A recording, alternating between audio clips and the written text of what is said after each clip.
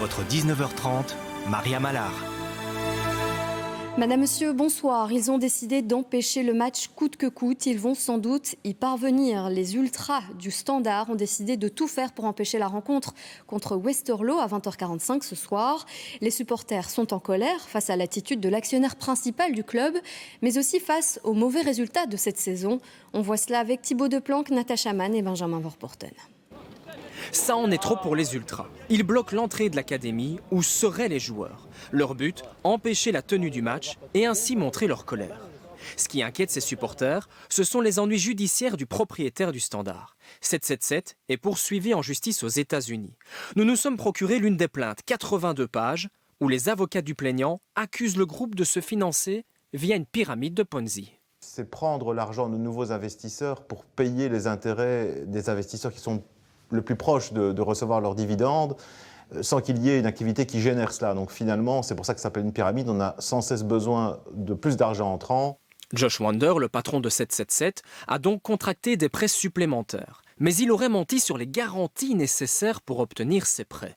C'est ce qu'affirme une source anonyme qui a prévenu l'un des investisseurs. Les actifs mis comme garantie n'existent pas. Josh Wander ne les a pas achetés ou les a déjà utilisés comme garantie pour un autre prêt. Vous êtes en danger, votre investissement n'est pas sécurisé, ce qu'il fait est criminel. Josh Wander et ses associés auraient menti 40 fois et seraient parvenus à cacher cela durant 1 an et demi. 777 aurait demandé à des employés de manipuler les comptes pour cacher aux plaignants le fait qu'il y aurait eu des fraudes qu'on a d'abord présentées comme étant de simples erreurs d'enregistrement comptable. Je ne dis pas que c'est le cas dans l'espèce, mais cette rhétorique des erreurs d'enregistrement qui deviennent des fraudes, on l'a connue dans de nombreuses autres affaires de scandales économiques et financiers. Cela ne concerne qu'une seule plainte. Au total, 16 dossiers sont déposés contre 777. Le groupe pourrait donc chuter et le Standard avec lui. Sans la perfusion financière de son propriétaire, le Standard ne peut pas seul survivre. Et si d'aventure l'ensemble du groupe 777 venait à s'écrouler, tout va s'écrouler. Et le Standard, ce pion, va être emporté par un tsunami qui le dépassera. Mais ça, c'est le scénario du pire. Le Standard pourrait aussi être sauvé par un repreneur. Sans oublier que 777 va se défendre. Les prochaines semaines s'annoncent donc cruciales en bord de Meuse. Thibaut Deplanque, vous êtes devant le stade où le match est censé commencer à 20h45. Sait-on maintenant si la rencontre aura lieu ?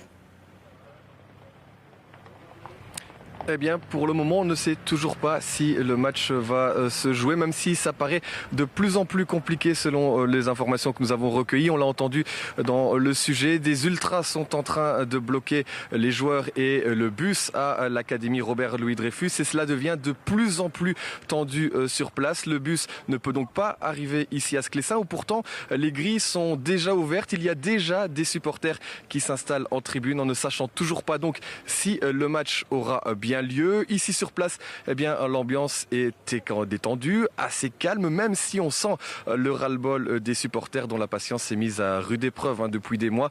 Derrière moi et sur les grilles du stade, des banderoles de protestation ont été accrochées. On réclame tous du côté du Standard le départ donc de 777 Partners. La colère des supporters est assez grande. Je vous propose d'écouter quelques-uns d'entre eux. Ça fait un moment maintenant qu'il y a un ras-le-bol général au sein des supporters du Standard. On ne comprend pas vraiment la direction que prend les choses en fait chez 777 Partners. On ne les voit jamais, on ne sait pas vraiment s'ils tiennent au club au final. Il faut un gros changement. Les supporters sont là, les supporters resteront là et le Standard c'est nous. Merci Thibaut pour ces précisions en direct.